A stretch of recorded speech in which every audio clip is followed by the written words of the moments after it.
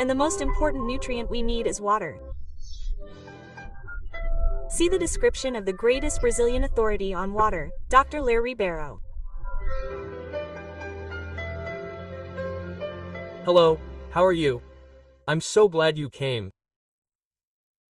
Today we're going to discuss an extremely important subject, the physiological power of water.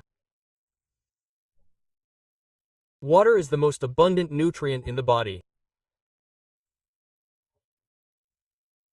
Unfortunately, little known in medicine, 69% of the body is water.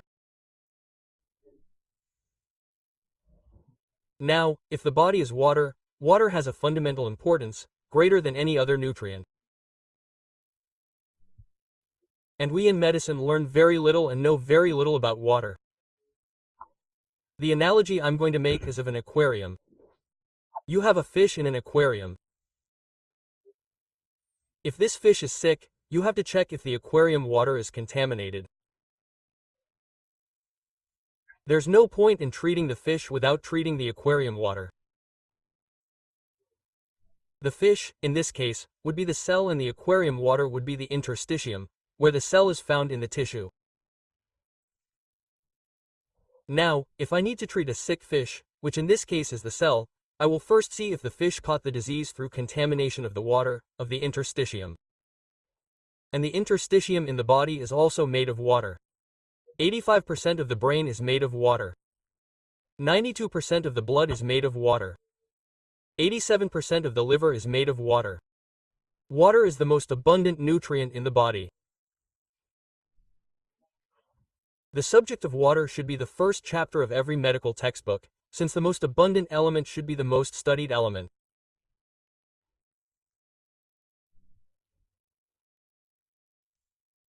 And scholars on the subject have come to the conclusion that today approximately 30% of people are walking around dehydrated, because in general we ingest more water than necessary, than we should ingest.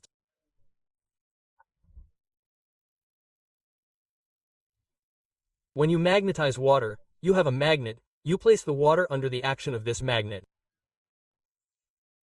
What does the magnet actually do?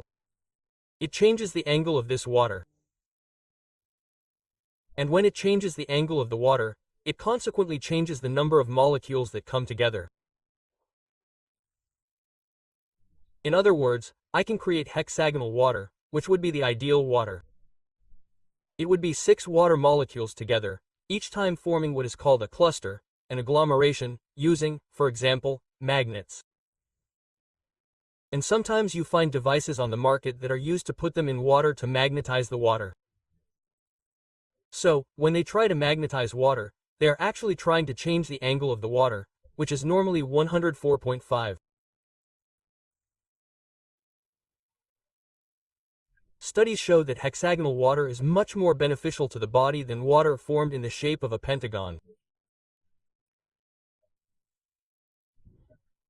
So, in cancer cells, for example, in cancer proteins, there is very little hexagonal water around those proteins. Water with 5 molecules predominates. And when you undergo treatment and improve, it changes from pentagonal to hexagonal. In other words, the ideal would be for the water to position itself in such a way as to form 6 molecules, forming a hexagon, forming a cluster. As you can see here, water is a device for oxygen and hydrogen, with the larger cycles being oxygen, and the smaller cycles being hydrogen. And you can see here that they are arranged in a hexagonal position.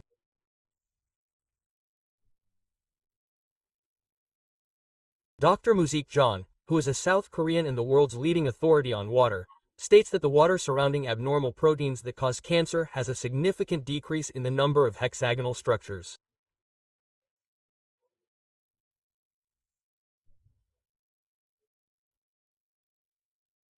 So, today there is an incentive, there is a stimulus in a patient, for example, a cancer patient, to make his water restructure itself in a hexagonal form, and this restructuring in the hexagonal form would have a beneficial influence on the treatment of cancer, preventing metastasis, etc.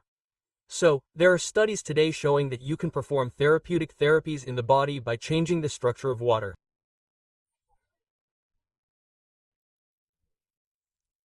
They are all H2O, but the structure makes a difference. For us to have life, we have homeostasis, we have balance, we need the existence of oxygen for aerobic beings. We need the existence of water. We cannot go without oxygen for even 3 minutes. If the brain lacks oxygen for 3 minutes or more, we can suffer irreversible damage. We can go 2 months without eating, but after 10 days without water, we run the risk of dying from dehydration. So we have oxygen, we have water, we have macronutrients, which are proteins, carbohydrates, and fats. And we have micronutrients, which are vitamins and minerals. This adequate proportional composition makes life possible and maintains health. In other words, as we age, we are more prone to diseases in general. An 18-year-old person rarely goes to the hospital sick. A 78-year-old person is often in the hospital sick with some disease. What are these diseases? They are dyslipidemia, insulin resistance, cardiovascular disease, stroke, cancer, type 2 diabetes, high blood pressure, premature death, and premature aging. The question we need to ask ourselves at this point is the water we drink contributing to the increase in degenerative diseases? Is the water we are drinking somehow deteriorated? So, the first is purity, but there are many others. Our health can be improved by improving the quality of our water, and diseases can actually be prevented with water. As I said, in Japan, this is already happening. It is 100 times more difficult to cure a sick organism than to prevent it from acquiring the disease. This prevention can be facilitated by the correct use of water. If I drink a lot of acidic things, like soft drinks, for example, I create a metabolic situation in the body, where the bone destroyers, which are osteoclasts, are stimulated, and this leads to osteoporosis.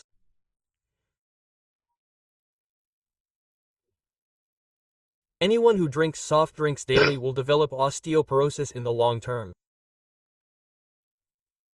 Magnetized water has a lower surface tension. When you put water under the effect of a magnet, you change the angle I showed you at the beginning, and consequently you change the size of the cluster, the size of the agglomerate. So, the water has to be pure, it has to have a good pH, it has to have a negative redox, it has to have good conductivity, and it has to have a low surface tension. This would be the ideal water. This ideal water is called ionized water. To ionize means to gain or lose electrons. In this case, it gained electrons. It has electrons to distribute, which is why it is an antioxidant substance. It is the water that works as an antioxidant, that is, it prevents you from having oxidative stress. You drink it 3, 4, 5 times a day. It is alkalizing, that is, as you age, you become acidic, it rejuvenates you. It has to be hydrating, it has to have low surface tension so that it can rise up the capillary, and it has to have negativity so that it can detoxify, since most toxins have a positive electrical charge. So, good quality drinking water must be filtered to a pure state without removing minerals, because if I remove everything, it will not be conductive. It has to have a pH of at least above 7.5. Ideally, you should drink water with a pH of 9 or 10.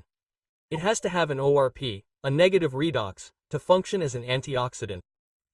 If it has a positive ORP, it is an oxidant. It has to have a low surface tension, which hydrates better, making it easier to rise up the capillary.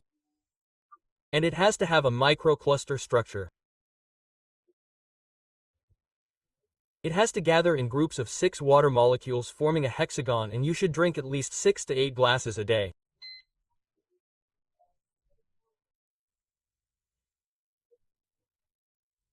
Ray Kurzweil, who is the author of the book Transcendio, is considered today one of the most intelligent men in humanity, if not the most intelligent man alive.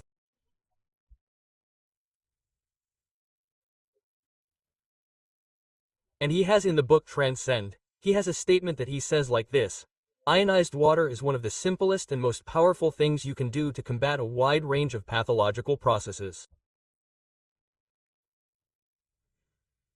That's it. We've come all the way around and we've arrived here. So it's not just purity, it's pH, it's ORP, it's conductivity, it's surface tension. You'll see that water can be a therapeutic agent.